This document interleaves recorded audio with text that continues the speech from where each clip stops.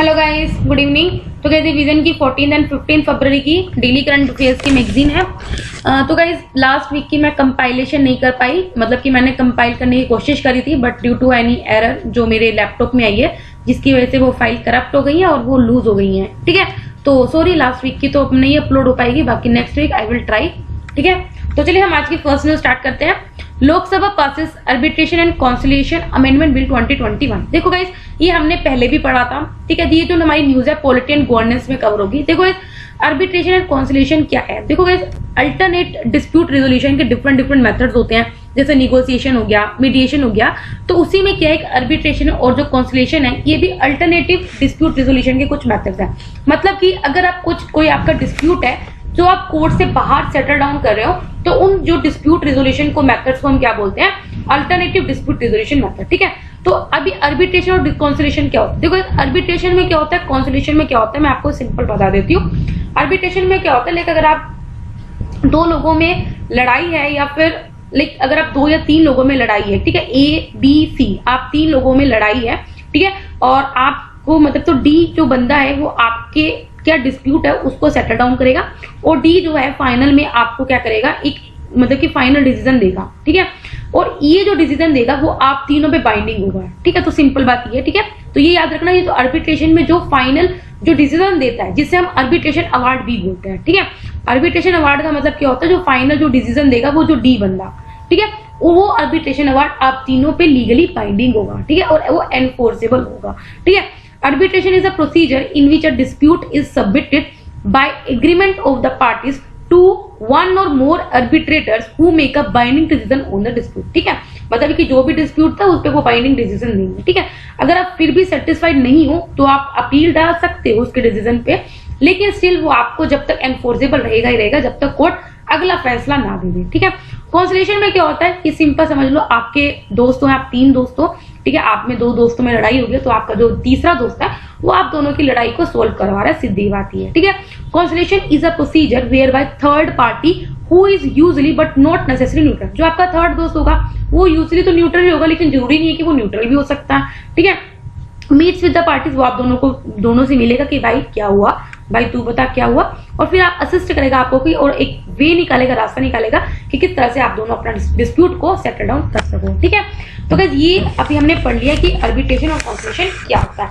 अब हम पढ़ते हैं न्यूज में क्यों था। देखो गाइस अभी क्या मैं आपको ये बता देती हूँ, नवंबर 2020 में क्या प्रेसिडेंट ने ऑर्डिनेंस पास किया था। ठीक है, आपको पता ही है जब लोकसभा सेशन में नहीं होती तो जो प्रेसिडेंट है उसके पास पावर होती है कि वो कोई भी लॉ बना सकता है, लेकिन ऑर्डिनेंस के साथ एक और कंडीशन होती है कि जब भी लोकसभा वापस सेशन में आती है तो उसके विदिन 6 वीक्स क्या होता है, उसको हमें क्या बनाना होता है, लोकसभा से उसे पास कराना होता है। ठीक है, तो अभी यही किया बिल ने क्या किया है, आर्बिट्रेशन एंड कॉन्सिलिएशन एक्ट 1996 का था उसको अमेंड कर दिया है। और ये जो एक्ट है वो किसके साथ डील करता है, it deals with the domestic और जो इंटरनेशनल आर्बिट्रेशन है उनके साथ डील करता है, और इसके अंदर डिफरेंट लॉज है कि किस तरह से आप इस एक्ट के अंदर जो भी प्रोसीडिंग्स हैं उनको किस तरह से कैरी आउट कर सकते हो, उसके साथ ही डील करता है। बिल ने अभी रिप्लेस किया उस ऑर्डिनेंस को जो विद सेम प्रोविजन जो भी नवंबर 2020 में प्रोमलगेट किया था बाय प्रेसिडेंट। अब इस हाईलाइट बिल के क्या जो नया बिल है उसके क्या हाईलाइट है,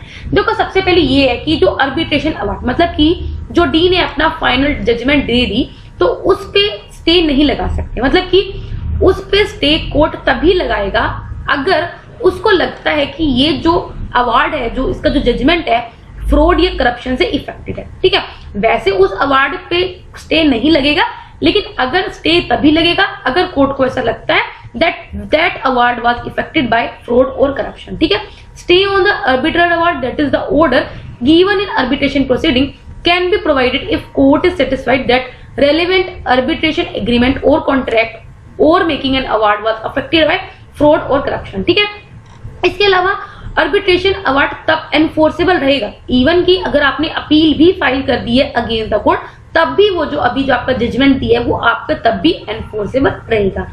इसके अलावा इस एक्ट के अंदर जो अब कुछ एडवोकेट्स होंगे जो इन डिस्प्यूट से लड़ रहे होंगे, ठीक है, उनको डील कर रहे होंगे, तो इस एक्ट के अंदर उन एडवोकेट्स के लिए भी कुछ क्या डेजिग्नेशन किया गया, उनकी क्वालिफिकेशन स्पेसिफाई किया, क्या एक्सपीरियंस होना चाहिए, क्या एक्रेडिशन नॉर्म्स होनी चाहिए उन आर्बिट्रेटर्स मतलब जो उस केस को लड़ रहे हैं, ठीक है। तो उनकी भी कुछ क्वालिफिकेशन है जिसे स्पेसिफाई किया अंडर द एडवोकेट एक्ट 1961, जिसमें क्या होना चाहिए, उस जो आर्बिट्रेटर जो लड़ रहा है किसी का केस, उसके बाद 10 साल का एक्सपीरियंस होना चाहिए या फिर वो इंडियन लीगल सर्विसेज में ऑफिसर रह चुका होगा, ठीक है। बिल में ये सब बताया है कि जो भी क्वालिफिकेशन, एक्सपीरियंस और जो नॉर्म्स होंगे आर्बिट्रेटर के, वो स्पेसिफाई किए जाएंगे अंडर रेगुलेशंस, ठीक है। सिग्निफिकेंस क्या है, जो अभी हमने अमेंड किया है 1996 के एक्ट को, उसका क्या सिग्निफिकेंस होगा? देखो, इससे क्या होगा, इंडिया प्रमोट होगा as a hub of international commercial arbitration. मतलब कि देखो, क्योंकि ये एक्ट जो डील करता है वो इंटरनेशनल डिस्प्यूट्स के साथ भी डील करता है, ठीक है। तो इससे क्या होगा, इंडिया की इमेज बनेगी कि हाँ, वो इंटरनेशनल भी जो कमर्शियल मैटर्स हैं, जो डिस्प्यूट्स हो, उनको लड़ने में समर्थ है, ठीक है। और वो एमिनेंट जो हमारी इंडिया के जो जो रेप्यूटेड जो आर्बिट्रेटर्स हैं, उनको भी क्या करेगा, उनको अट्रैक्ट करेगा और दुनिया में, ठीक है। इसके अलावा जो भी स्टेक होल्डर पार्टीज हैं, मतलब कि जो इंडिया में इन्वेस्ट करती हैं, उनको अपॉर्चुनिटी मिलेगी। नहीं तो कहीं होता है ना, कई लोग अनकंडीशनल स्टे लग जाता है, ठीक है। तो उससे उनको छुटकारा मिल जाएगा ऑफ अनफोर्समेंट ऑफ आर्बिट्रल अवार्ड्स, ठीक है। नेक्स्ट न्यूज है, India tops the world with 11% of global death in road accident, world bank report. देखो ये कितनी अच्छी रिपोर्ट है। वर्ल्ड बैंक ने भी रिपोर्ट बताई है जिसमें ये बताया कि रोड एक्सीडेंट्स की वजह से जो सबसे ज्यादा डेथ हो रही है वो कहाँ हो रही है, इंडिया में हो रही है। और 11% जो डेथ्स हैं उसका जो रिस्पॉन्सिबल है वो कौन है, इंडिया, ठीक है। अभी देखते हैं रिपोर्ट किसने पब्लिश करी, वर्ल्ड बैंक ने। अब फाइंडिंग्स क्या, देखो आप सबको पता होगा कि ह्यूमन ही क्या है, अल्टीमेट कैपिटल होती है, ठीक है। तो रोड क्रैश या सीरियस इंजरी की वजह से आपको पता है लोग या तो फिर मतलब कि पूरी जिंदगी के लिए बिस्तर पर पड़ जाएंगे या फिर वो मर जाएंगे। इसकी वजह से जो हमारी इंडिया की जीडीपी है वो 7.5% डूबी है 2016 में। इसके अलावा इंडिया में अगर देखा जाए, इंडिया में अगर वर्ल्ड के मुकाबले देखा जाए तो ओनली 1% ही व्हीकल्स है, ठीक है। लेकिन डेथ्स कितनी हो रही है, 11% हो रही है, देख रहे हो। इसके अलावा जो नंबर ऑफ जो एक्सीडेंट्स हो रहे हैं पुअर फैमिलीज में, वो डबल हुए हैं as compare to rich one. इसके अलावा रिकमेंडेशन क्या की गई है कि कैशलेस ट्रीटमेंट देना चाहिए, ठीक है। हमें क्या करना चाहिए, इंश्योरेंस स्कीम्स को पेनिट्रेट करना चाहिए पुअर फैमिलीज तक। वो कर भी रही है, बीएम जन आरोग्य योजना, ये सब क्या कर रही है, यही कर रही है कि ताकि जो इंश्योरेंस की जो फैसिलिटी है वो हम कहां तक दे, इन सबको दे, ठीक है।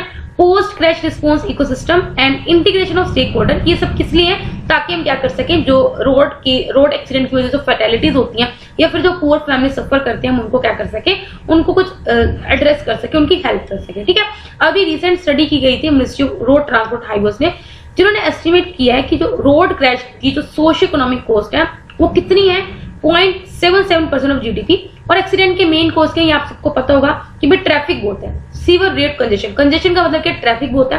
और ट्रैफिक क्यों वजह से हो रहा है, अर्बनाइजेशन बढ़ रहा है, मोटराइजेशन बढ़ रहा है, सबके पास आजकल व्हीकल्स है, माइग्रेशन हो रहा है, हर बंदा अर्बन सिटी में माइग्रेट हो रहा है। इसके अलावा क्या है, पेडेस्ट्रियंस मतलब कि जो रोड पे चल रहे हैं बंदे, वो ज्यादा वल्नरेबल है रोड एक्सीडेंट की वजह से। क्यों, क्योंकि देखो रोड तो उतनी है लेकिन व्हीकल्स ज्यादा हो गए, चलने वाले लोगों की संख्या ज्यादा होगी, जिस वजह से क्या है, जो पेडेस्ट्रियंस लोग हैं वो ज्यादा वल्नरेबल है, ठीक है। और फुटपाथ तो भी सभी घेर के रखते हैं, चाहे एक्टिवा वाले हो चाहे बाइक वाले हो। इसके अलावा गुड समर्थन की जो अप्रोच है उसमें कुछ अच्छा नहीं है, वो कहीं ना कहीं लैक कर रही है। इसके अलावा जो रोड जो हमारी है, जैसे उसकी पुअर डिजाइन क्वालिटी है या पुअर विजिबिलिटी, ठीक है। तो जो रोड इंजीनियरिंग है वो भी काफी इम्प्रॉपर है, ठीक है। इंडिया में रोड सेफ्टी मेजर्स क्या लिए गए हैं, already national road safety policy को अप्रूव किया गया। इंडिया ने ब्राजीलिया डिक्लेरेशन को साइन किया गया ताकि हम अपने रोड एक्सीडेंट्स और रोड एक्सीडेंट की वजह से जो फैटेलिटीज है उसको हम रिड्यूस कर सकें। इसके अलावा मोटर व्हीकल अमेंडमेंट एक्ट आया था 2019 में, आप सबको पता होगा, जो रोड सेफ्टी को पूरा कवर कर रहा था। इसके अलावा रोड सेफ्टी को हमने लॉन्च किया गया, which is based on 4 E's, that is the education, engineering, enforcement and emergency care, ठीक है। नेक्स्ट न्यूज है, Supreme Court notice to chief election commissioner others on contempt plea, ठीक है। अभी गाइस ये जो न्यूज है क्वालिटी एंड गवर्नेंस में कवर होगी। देखो गाइस, क्या सुप्रीम कोर्ट ने चीफ इलेक्शन कमिश्नर और कुछ और लोगों को नोटिस दिया। अब ऐसा नोटिस क्यों किया, देखो गाइस आपको पता है कंटेम्प्ट ऑफ कोर्ट होता है, लेकिन अगर सुप्रीम कोर्ट अपनी कुछ डायरेक्शंस दे और अगर आप उसको पालन ना करो, देन इट मीन्स आप क्या कर रहे हो, कोर्ट को कंटेम्प्ट कर रहे हो, ठीक है, उसकी बात नहीं मान रहे, ठीक है। अभी आपको पता है सुप्रीम कोर्ट ने बोला था कि अगर कोई भी कैंडिडेट इलेक्शन लड़ रहा है, इलेक्शन कॉन्टेस्ट कर रहा है, तो उसे अपनी प्रीवियस सभी बैकग्राउंड बताना पड़ेगा कि उस पर कितने क्रिमिनल केस रह चुके हैं, कितने उस पर सिविल केस रह चुके हैं या कोई प्रोसीडिंग्स है, जो भी है उसको अपने सब बताना पड़ेगा, ठीक है। लेकिन ऐसा क्या हुआ, बिहार असेंबली में जो इलेक्शन हुए उसमें जो कैंडिडेट था उसने पब्लिश नहीं किया, ठीक है, जिसकी वजह से अभी यही जो इल्जाम है वो किस पे लगा है, चीफ इलेक्शन कमिश्नर पे। और सुप्रीम कोर्ट ने यही नोटिस भेजा है कि आपने क्या किया, जानबूझ के सुप्रीम कोर्ट की जो डायरेक्शंस है उसको क्या किया, डिसओबीडियंट किया। ठीक है, अब हम पढ़ते हैं न्यूज। ठीक है, plea alleged lapses in publication of criminal antecedents of candidate who contested in Bihar assembly election last year. ठीक है, मतलब कि जो कैंडिडेट बिहार असेंबली इलेक्शन में लड़े थे उन्होंने अपने पब्लिकेशन नहीं किया, क्या उनका क्रिमिनल बैकग्राउंड था। ठीक है, ये क्लेम किया जा रहा है कि सुप्रीम कोर्ट ने जो डायरेक्शन पास की थी फरवरी 2020 में किया था कि आपको इसे पब्लिकेट करना है, लेकिन आपने फिर भी जानबूझ के सुप्रीम कोर्ट की बात को नहीं माना। ठीक है, सुप्रीम कोर्ट ने यह भी बोला था कि हर एक पॉलिटिकल पार्टीज को अपने डिटेल्स को पब्लिश करना पड़ेगा अपने कैंडिडेट्स की। ठीक है, अगर बीजेपी के अंदर जितने भी जो डिफरेंट कैंडिडेट्स हैं उनको अपने क्रिमिनल जो एक्ट्स हैं या जो एंटेसिडेंट्स हैं उनके बारे में पब्लिश करनी पड़ेगी डिटेल्स में,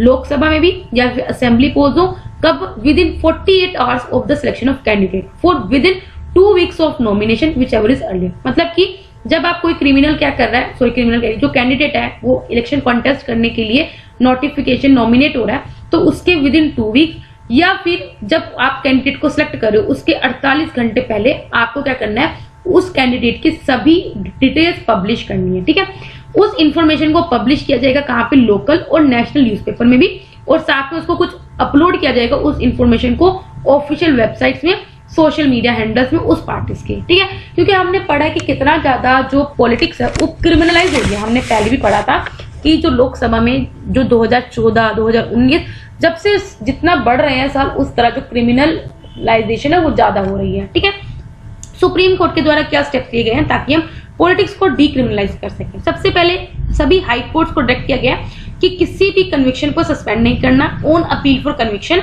and sentence under prevention of corruption. ठीक है, इस एक्ट के अंडर आपको किसी भी कन्विक्शन की अपील को क्या करना है, सस्पेंड नहीं करना। ठीक है, इसके अलावा सभी जो कैंडिडेट जो भी इलेक्शन में लड़ रहे हैं उनको डायरेक्ट किया कि अपने जो एसेट्स मतलब आपके पास कितनी मनी है, कितनी प्रॉपर्टी है, उसको डिस्क्लोज करना है। क्या आपके क्रिमिनल अगर बैकग्राउंड है उसको आपने क्या करना है, डिस्क्लोज करना है। कोई पेंडिंग केस है जब आप नॉमिनेट फाइल कर रहे हो कॉन्टेस्ट के इलेक्शन कॉन्टेस्ट करने के लिए, आपको हर एक चीज की आपको क्या करना है, डिस्क्लोज करनी है इन्फॉर्मेशन। ठीक है, इसके अलावा नोटा ऑप्शन को इंट्रोड्यूस किया गया, ये आप सबको पता ही है। ठीक है, डायरेक्ट किया गया ट्रायल कोर्ट्स को ताकि कुछ क्या कर सके, कुछ केसेस के ट्रायल को कंप्लीट कर सके विद इन 1 ईयर। ठीक है, इसके अलावा as per association of democratic reform जो 43% हमारे एमपी हैं करंट जो लोकसभा में वो क्रिमिनल चार्जेस फेस करें। ठीक है, मैंने आपको अभी बताया था, हमने ये न्यूज पहले एक बार पूरी अच्छे से डिस्कस की थी जिसमें हमने ग्राफ से डिस्कस किया था किस तरह से जो पॉलिटिक्स में डिक्रिमिनलाइजेशन कितना बढ़ रहा है। ठीक है, तो अभी आप देख सकते हो कि अभी लोकसभा में 43% जो एमपीज है उन पे क्रिमिनल चार्जेस लगे हुए। नेक्स्ट न्यूज है, minister for agriculture addressed event on the world pulses day. ठीक है, तो ये जो न्यूज हमारा एनवायरमेंट पे कवर होगा क्योंकि अभी मिनिस्टर जो एग्रीकल्चर है उन्होंने एड्रेस किया कब, वर्ल्ड पल्सेस डे पे। ठीक है, अभी क्या है, इंटरनेशनल ईयर ऑफ पल्सेस के सक्सेस पे यूएन जनरल असेंबली ने क्या किया है, 10 फरवरी को डेजिग्नेट किया as a world pulses day. ठीक है, तो गाइस आपको पता होना चाहिए 10 फरवरी क्या होता है, वर्ल्ड पल्सेस डे। ठीक है, और ये किसके कहने भी किया गया, यूएन जनरल असेंबली ने। ठीक है, पल्सेस को लेग्यूम भी बोलते हैं क्योंकि they are the edible seeds of leguminous plants जिसको हम फूड के लिए कल्टीवेट करते हैं, जैसे pigeon peas, green peas, chick peas, red kidney peas, आपको पता ही है जो आपकी मेजर दालें हैं और जो इंडिया में कंज्यूम की जाती है। पल्सेस इंपॉर्टेंट क्यों, क्योंकि न्यूट्रिशन होता है इसमें, ये रिच होते हैं आयरन, पोटेशियम, प्रोटीन, फाइबर, और इनमें जो फैट होता है वो भी कम होता है, सोडियम भी कम होता है, और इसका जो क्लाइमेक्स इंडेक्स है वो ज्यादा होता है। अगर एनवायरमेंटल बेनिफिट क्या है इसके, ये करती है नाइट्रोजन को फिक्स करती हैं, और इसके अलावा ये क्या करती है, वाटर को लो मतलब कि कंज्यूम करती हैं, और कार्बन फुटप्रिंट को भी क्या करती है, मतलब कि एक तरह से कार्बन को कैप्चर करती है। ठीक है, इजिली ग्रो हो जाती है ड्राई एरिया में भी और रेनफेड एरियाज में भी। ठीक है, इंडिया लार्जेस्ट प्रोड्यूसर है किसका, कंज्यूमर है। देखो इंडिया लार्जेस्ट प्रोड्यूसर भी है, कंज्यूमर भी है, इंपोर्टर भी है, किसका, वर्ल्ड। मतलब कि इंडिया का सबसे ज्यादा प्रोड्यूस करता है पल्सेस, लेकिन स्टिल वो इंपोर्ट पे डिपेंडेंट है। ठीक है, क्योंकि सबसे ज्यादा कंज्यूम भी इंडिया में किया जाता है। ग्लोबली जितनी भी प्रोडक्शन है उसका नियर अबाउट 24% इंडिया का करता है, कंज्यूम इंडिया प्रोड्यूस करता है। इसके अलावा जो मेजर इंडिया में कौन सी पल्सेस प्रोड्यूसिंग स्टेट है ये बहुत इंपॉर्टेंट हो जाता है। सबसे ज्यादा मध्य प्रदेश, महाराष्ट्र, राजस्थान, यूपी एंड कर्नाटका। अगर हमें सेल्फ सफिशिएंट बनना है, मतलब कि अगर हमें पल्सेस में इंपोर्ट से इंडिपेंडेंट होना है, तो इंडिया को near about 30 million ton harvest करने की रॉ पल्सेस जबकि हमारी जो करंट कितनी हम हार्वेस्ट करते हैं 22 to 24 में, मतलब कि हमें नियर अबाउट 6 से 8 मिलियन टन की प्रोडक्शन और बढ़ानी पड़ेगी। इसके अलावा इंडिया में जो पल्सेस कल्टीवेशन है वो क्या चैलेंज फेस कर रहा है? सबसे पहले हमारे पे जो क्योंकि मार्जिनल लैंड है, हम मानसून पे ज्यादा डिपेंडेंट है, इरिगेशन फैसिलिटीज की कमी है और सीड टेक्नोलॉजी में भी कहीं ना कहीं हमारी कमी है। ठीक है, क्या मेजर्स लिए गए हैं ताकि हम पल्सेस की कल्टीवेशन को बूस्ट कर सके? Integrated scheme of oil seeds, pulses, oil palm, eminent, ये स्कीम को लॉन्च किया गया।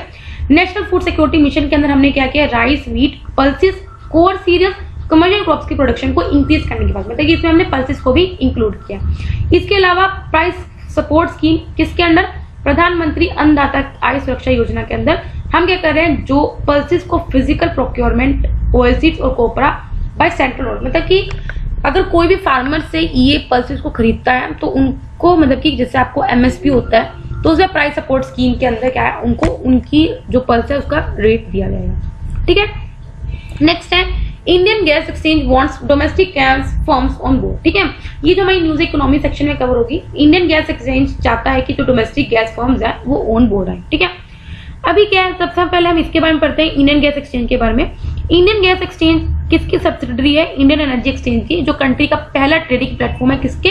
नेचुरल गैस के, मतलब कि यहाँ पे आप इस प्लेटफॉर्म पे नेचुरल गैस की ट्रेडिंग कर सकते हो। ठीक है, जो इंडियन एनर्जी एक्सचेंज है, ये अब हमारे इंडिया में 2 पावर एक्सचेंजेस है, एक तो है पावर एक्सचेंज इंडिया लिमिटेड और दूसरा कौन सा? Indian energy exchange. ठीक है, ये क्या करता है? जो भी नेचुरल गैस के बायर्स और सेलर्स हैं उनको इस प्लेटफॉर्म पे इकट्ठा लेके आता है, स्पॉट मार्केट में भी, फॉरवर्ड मार्केट में भी, ताकि नेचुरल गैस को हम इंपोर्ट कर सके। ट्रेडिंग 3 हब्स के अक्रॉस अलाउड है, जैसे एक तो गुजरात के दहेज और हाजिरा में और आंध्र प्रदेश के काकीनाडा में। ठीक है, अभी क्या जो इंडियन गैस एक्सचेंज है वो गवर्नमेंट के पास गया और बोला कि जो डोमेस्टिकली जो नेचुरल गैस प्रोड्यूसर्स हैं उनको हमें अलाउड करना चाहिए कि वो इस प्लेटफॉर्म पे अपनी नेचुरल गैस को बेचे। इससे क्या आएगा, जो वॉल्यूम ऑफ गैस है उनको हम ट्रेड कर सकते हैं इस प्लेटफॉर्म पे और इससे हम डोमेस्टिक प्रोडक्शन को भी एनकरेज करेंगे। मतलब कि आप नेचुरल गैस प्रोड्यूस कर रहे हो तो आपको एक प्लेटफॉर्म दिया जाएगा कि आप इस प्लेटफॉर्म पे आके अपनी गैस को बेचो। ठीक है, ऑफकोर्स अगर आपकी गैस ज्यादा बिकेगी तो आप प्रोड्यूस भी ज्यादा करोगे, तो इससे क्या आएगा, अगर हम अपने डोमेस्टिक प्रोड्यूसर्स को ये प्लेटफॉर्म प्रोवाइड करेंगे तो हमारी डोमेस्टिक प्रोडक्शन भी इंक्रीज होगी। ठीक है, करंटली हम क्या करते हैं, जो ओनली जो इंपोर्टेड लिक्विफाइड नेचुरल गैस है उसको रीगैसिफाइड करते हैं और वही बायर्स को सोल्ड कर देते हैं इस एक्सचेंज के थ्रू। ठीक है, रीगैसिफिकेशन वो प्रोसेस होती है जिसमें हम क्या करते हैं, लिक्विफाइड नेचुरल गैस को कन्वर्ट करते हैं उसकी लिक्विड स्टेट से गैस स्टेट में। ठीक है, जो प्राइस है डोमेस्टिकली प्रोड्यूस नेचुरल गैस का वो गवर्नमेंट के द्वारा डिसाइड किया जाता है। ठीक है, एंड ये गैस एक्सचेंज पे सोल्ड नहीं होती। मतलब कि बात ये है, जो आपकी इंडिया में जो नेचुरल गैस प्रोड्यूस होती है उसको हम इस प्लेटफॉर्म पे सेल नहीं करते और ना ही सेल किया जाता है इस गैस एक्सचेंज पे। ठीक है, यहाँ पे जो इंपोर्ट होती है लिक्विफाइड नेचुरल गैस उसको हम सेल करते हैं। ठीक है, डोमेस्टिकली जो प्रोड्यूस होती है उसे हम सेल नहीं करते, लेकिन जो इंपोर्ट होती है उसको हम सेल करते हैं। ठीक है, तो बात यही हो रही है कि हम क्या जो डोमेस्टिकली जो प्रोड्यूस कर रहे हैं उनको भी हमें इस प्लेटफॉर्म पे लाना चाहिए, इस बारे में बात हो रही है। ठीक है, अब हम बढ़ते हैं अपनी छोटी छोटी न्यूज पे। Mahatma Gandhi national fellowship. ठीक है, तो ये जो महात्मा गांधी नेशनल फेलोशिप है इसमें हम क्या करते हैं, आईएम्स के द्वारा इसके अंडर सर्टिफिकेट प्रोग्राम है in public policy and management जो आईएम्स के द्वारा ऑफर किया जाता है। इसको ये किसका इनिशिएटिव है, ministry of skill development and entrepreneurship का। अभी क्या महात्मा गांधी नेशनल फेलोशिप है वो अपना एक पायलट प्रोजेक्ट लॉन्च कर रही है जो कुछ और डिस्ट्रिक्ट्स में एक्सपेंड करेगी। इसके अंदर जो फेलोज होंगे वो ओवरऑल स्किल इकोसिस्टम को अंडरस्टैंड करेंगे और इसको अटैच किया जाएगा डिस्ट्रिक्ट स्किल कमिटी से, और ताकि हम क्या कर सके, डिस्ट्रिक्ट लेवल पे जो स्किल डेवलपमेंट प्लानिंग है उसको मैनेज कर सके by formulating district skill development plan. ठीक है, इसका जो ऑब्जेक्टिव है वो सेम है जो संकल्प प्रोग्राम पे जो किसका है, ministry of skill development employment का, ताकि हम डिस्ट्रिक्ट स्किल एडमिनिस्ट्रेशन का या फिर जो डिस्ट्रिक्ट स्किल कमिटीज की जो क्या कर सके उनको स्ट्रेंथन कर सके। नेक्स्ट है genome of the malaria mosquito. Scientist जो कि इंडिया के हैं, साथ में इंडिया के भी साइंटिस्ट हैं, उन्होंने कुछ Asian malaria vector mosquito anopheles stephensi का जीनोम को अनवील्ड किया है और ये देखा कि किस तरह से वहां पे हम उस मॉस्किटो में जेनेटिक कंट्रोल स्ट्रेटेजीज डेवलप कर सकते हैं ऑफ डिजीज ट्रांसमिट। आपको पता है ये काट लेते हैं तो जो डिजीज होती है इनसे तो वो ट्रांसमिट हो जाती है एक बंदे से दूसरे बंदे में। ठीक है, तो हम किस तरह से इन स्पीसीज का जो जीनोम है उसको हम किस तरह से अल्टर कर सकते हैं ताकि जो डिजीज जो ट्रांसमिट होते हैं इन मॉस्किटोज के थ्रू उसको हम प्रिवेंट कर सके। ठीक है, जीनोम सीक्वेंसिंग का मतलब क्या होता है, जिसमें हम क्या करते हैं जो भी डीएनए के जो बेस है न्यूक्लियोइड है उसके ऑर्डर को हम क्या करते हैं, उसकी सीरीज को आइडेंटिफाई करते हैं। आपको पता है मलेरिया होता है, it is due to the parasite जो ट्रांसमिट होता है लोगों में थ्रू इन्फेक्टेड दिस मॉस्किटो। ठीक है, 5 मलेरिया कोजिंग स्पीसीज हैं, जिसमें से प्लाज्मोडियम फाल्सिपोरम और प्लाज्मोडियम विवेक्स सबसे ज्यादा खतरनाक है। नेक्स्ट है नैनोफोटोनिक्स। नैनोफोटोनिक्स या फिर जो नैनो ऑप्टिक्स है, ये नैनो टेक्नोलॉजी का पार्ट है जो इन्वेस्टिगेट करते हैं कि जो लाइट और मैटर का इंटरेक्शन होता है नैनोमीटर स्केल पे, मतलब कि लाइट और मैटर आपस में किस तरह से इंटरेक्ट करते हैं नैनो स्केल पे। ठीक है, ये फोकस करते हैं किस तरह से जो फोटोन्स है वो इंटरेक्ट करते हैं नैनो स्ट्रक्चर से, जैसे कार्बन नैनो ट्यूब्स पे, nano metal particles, nano crystal, semiconductor nanorods, photonic crystal, tissue, DNA. ठीक है, इसमें 2 एप्लीकेशन है नैनो फोटोनिक्स की, मतलब कि किस तरह से हम डिवाइसेज हैं जो यूज होते हैं ऑप्टिकल स्विचिंग में फॉर टेलीकम्युनिकेशन, या फिर जो ऑर्गेनिक एलईडीज होती हैं जो हम डिस्प्ले टेक्नोलॉजी या लाइटिंग में यूज करते हैं। ठीक है, ज्यादा डीप में मत जाओ, ठीक है, कुछ साइंस वाला बंदा उसको भी शायद ना समझ में आइए। ठीक है, तो ज्यादा डीप में मत जाओ, सिंपल तो समझा वो। ठीक है, अर्जुन मेन बैटल बैंक। ठीक है, देखो अभी रिसेंटली के प्राइम मिनिस्टर ने जो हमारे द्वारा इंडियन आर्मी के द्वारा इसको डेवलप किया गया उसको हैंड ओवर किया है, किसको, इंडियन आर्मी को। ठीक है, प्रोजेक्ट किसने, देखो ये बनाया किसने गया, डीआरडीओ ने, इंडिजिनियस इंडिया के द्वारा डेवलप किया गया और अभी इसको किसको दे दिया, इंडियन आर्मी को दे दिया। ठीक है, प्रोजेक्ट को इनिशिएट किया गया था डीआरडीओ के द्वारा 1972 में, विद किसके साथ, combat vehicle research and development establishment के द्वारा। ठीक है, मतलब इन दोनों ने मिलकर इसको बनाया है। अर्जुन एमपीटी MK1 है, ये वेपन प्लेटफॉर्म है जिसका सुपीरियर फायर पावर है, हाई मोबिलिटी है, एक्सीलेंट प्रोटेक्शन, क्रू कंफर्ट है। इसमें computer controlled integrated fire control system भी है। ठीक है, जो हर लाइटिंग कंडीशन में काम करेगा। ठीक है, नेक्स्ट है सगारिका। सगारिका क्या है, इंडिया का first full flag international cruise terminal है जो केरला के कोचिन पोर्ट पे सेटअप किया गया। कोची आपको पता है मेजर क्रूज डेस्टिनेशन है, रिसेंट ईयर्स में अभी बनी है। इसमें क्या आएगा, जो it will bring personal of customs, bureau of immigration and CSIF under one roof the speeding of the paper. मतलब कि देखो सगारिका क्या है, एक इंटरनेशनल क्रूज टर्मिनल है जो कहाँ पे, केरला में है।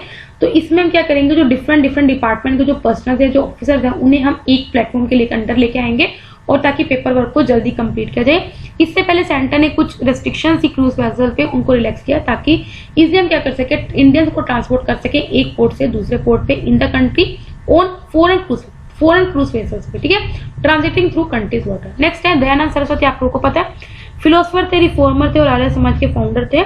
इनके जो मेंटोर थे वो कौन थे, स्वामी विवेकानंद। इनका एम क्या था कि वेदा से जो टीचिंग थी उनको रीएस्टेब्लिश किया जाए। इन्होंने सत्यार्थ प्रकाश भी लिखा था, that is the light of truth. इन्होंने एजुकेशन को एनकरेज किया था और इक्वल राइट्स की बात करी थी for both man and women. इन्होंने कास्ट सिस्टम को क्या किया था, ऑफ कोर्स बोला था कि गलत है। सुपरस्टिशियस और एनिमल सेक्रीफाइस को क्या किया था, इन्होंने डिनाउंस किया था। इनकी डेथ के बाद दयानंद एंग्लो वैदिक स्कूल, जिसको हम DAV बोलते हैं, DAV कॉलेज ट्रस्ट और मैनेजमेंट सोसाइटी को सेटअप किया गया। पहला जो DAV हाई स्कूल था वो लाहौर में एस्टेब्लिश किया गया था 1886 में। ठीक है, लास्ट न्यूज आज के, दैट इज द थोलपा वखथु। ये देखो ये है क्या, देखो ये पपट्री है, मतलब जो कठपुतली का खेल होता है वो है, जो स्पेशली कहाँ पे प्रिवेलेंट है, भगवती टेम्पल, कहाँ पे, केरला के पलक्कड़ डिस्ट्रिक्ट और नियर बाई रीजन। ठीक है, तो भाई 2 चीज में इंपॉर्टेंट है, एक तो पपेट्री है ये, और कहाँ पे फेमस है, केरला में। ठीक है, जो इसका नाम है, इसमें जो थोला पावा का मतलब होता है लेदर, पावा में होता है पपट। इसका मतलब इसमें स्ट्रिंग्स के तो आपको पता ही, कठपुतली आपने देखा होगा, स्ट्रिंग्स को मूव करते हैं और जो इनके शेडोज होते हैं वो स्क्रीन पर डिपिक्ट किया जाती है with the help of row of oil lamps in the background. बाकी इसमें जो थीम क्या होती है ये भी इंपॉर्टेंट हो जाती है। थीम इसमें मेनली इंडियन जो रामायण की इसमें थीम होती है। इसके अलावा इंडिया में और जो शेडो पपेट्री है, देखो ये शेडो पपेट्री है। ठीक है, कौन कौन सी है, तुगालू गोम्पेदा जो कि कर्नाटका में है, थोलू बोम्पला था जो आंध्र प्रदेश में है, बाकी रवानाची जो उड़ीसा में। ठीक है, तो गाइस ये बहुत इंपॉर्टेंट हो जाता है क्योंकि आर्ट एंड कल्चर आपको पता है काफी इंपॉर्टेंट पार्ट प्ले करता है किसमें, UPSC। ठीक है, तो गाइस यहाँ पे डेली करंट अफेयर्स कंप्लीट होता है। अगर आपको पसंद है तो लाइक करना, कोई डाउट हो कमेंट करना। तब तक के लिए बाय, टाटा।